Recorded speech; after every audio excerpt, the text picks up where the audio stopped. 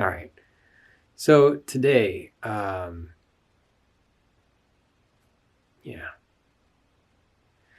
So today,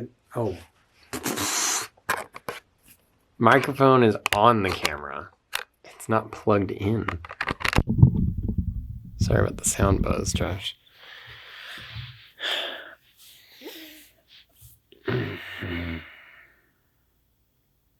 So today, I think we're going to do a different type of story.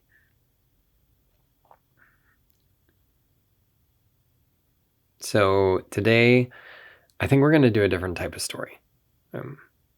Obviously, the last two are a little silly with my daughter and my own experience of not reading a box. But today,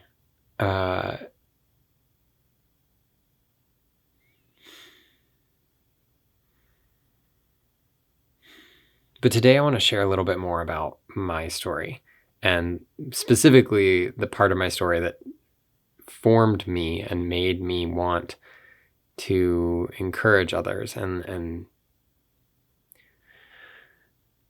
But today, I think I want to talk more about my story as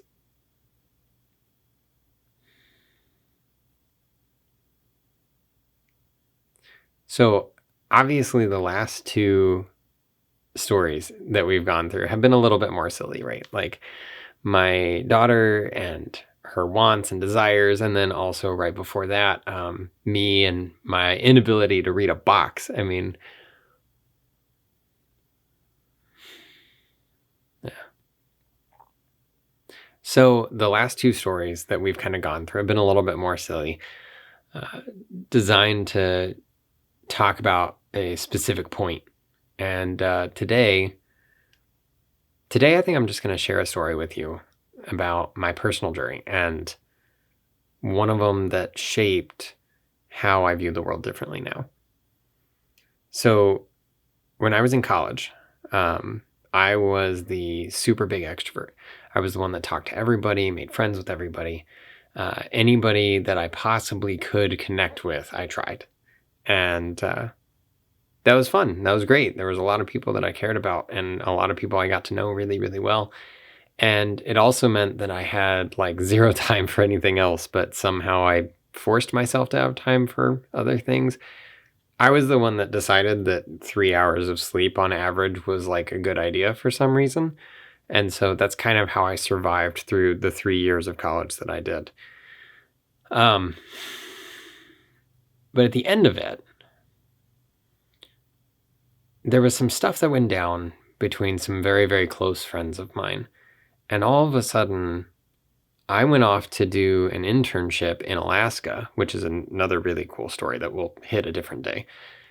And my friends back home, a lot of them all of a sudden created a whole bunch of rumors and stories and a lot of deep crap that ended up tearing up a lot of my relationships and basically turning it into an entire fiasco about who thought what and said what, and oh, Josh is doing this because he's a terrible person, and that's because this person said this, and it was kind of a mess. It was a mess. Throughout the whole process, I was just kind of suffering. Yeah, I was losing friends. I had people, legitimately, I had other Christians that I had spent days worth of time caring about, loving on, and trying to encourage and strengthen and help them through the difficult times, only to have them flip around and at 3 a.m. get a text message saying, man, I hate your guts, and I struggle because remembering the text, it was mostly explicitives, and I'm not really trying to go down that route. But basically, you're a terrible person and everything you ever did didn't matter to me. Go and not be alive anymore. So during that time, I came up with all these plans and schemes on how to protect myself, defend myself, and basically move forward, proving everybody wrong. And what I felt compelled to do, which didn't make any sense, is to do nothing. And I thought, God, what are you talking about? I can't just do nothing. That's stupid. And the reply was always the same. Like, it's not your fight. Don't worry about it. And through that season, God did an amazing amount of work on my heart and my spirit to teach me what it means to really have peace in suffering. During that season, it was my job to be up there and learn and experience things that I had never experienced before and connect with people that God put into my path to connect with.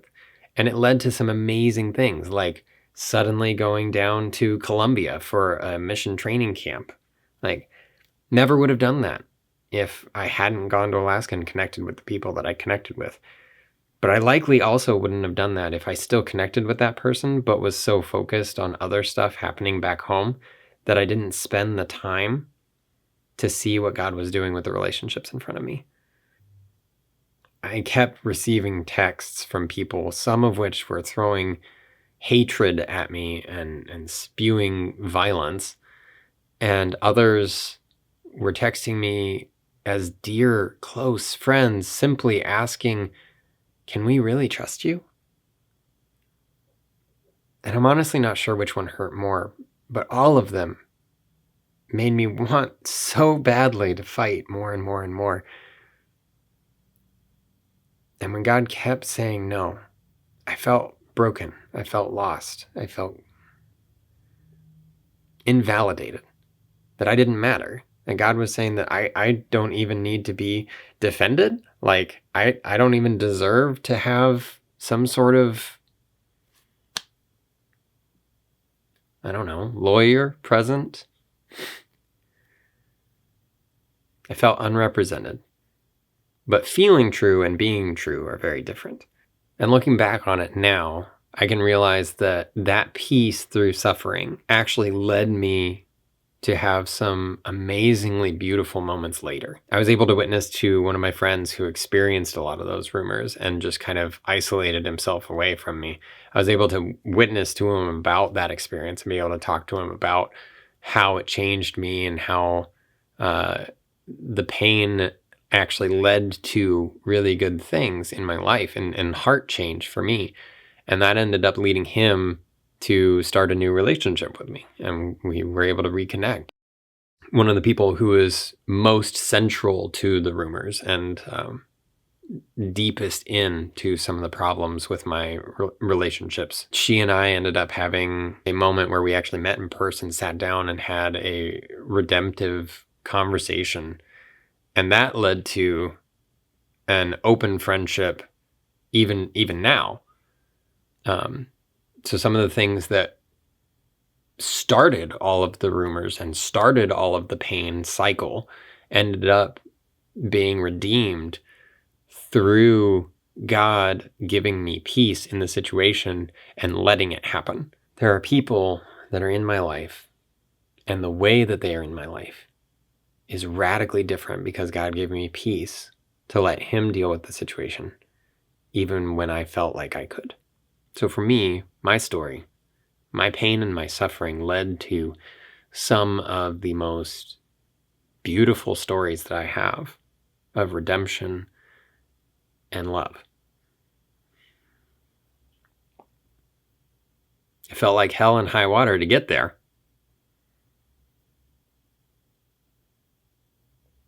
But I'd never have those stories if I never went through that.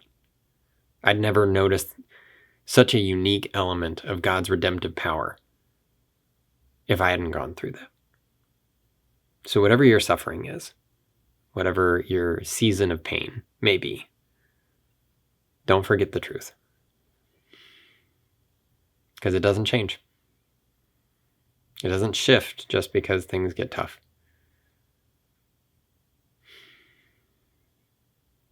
Hang in there. Deep breath.